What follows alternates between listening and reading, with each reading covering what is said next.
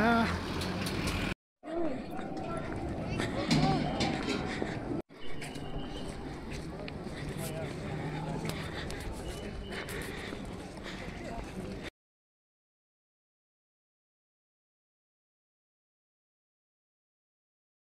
हिल council का main gate का नज़ारा है। आप देख सकते हैं जिस तरह से कितना पत्थर यहाँ पर लगा हुआ है, पुलिस का बैरिकेड। साथ ही साथ ये हिल काउंसिल के अंदर का नज़ारा देख सकते हैं, यहाँ पर बोतल और पत्थर फेंका हुआ है।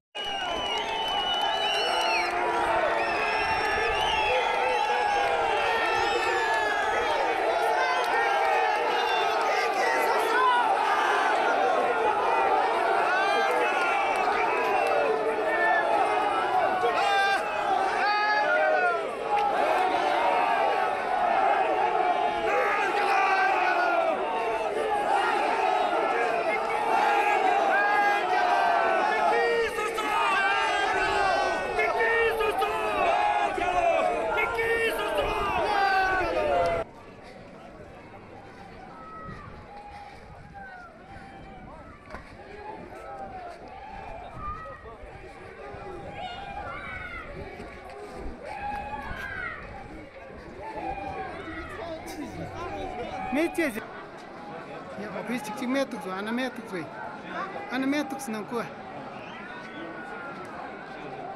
metuk.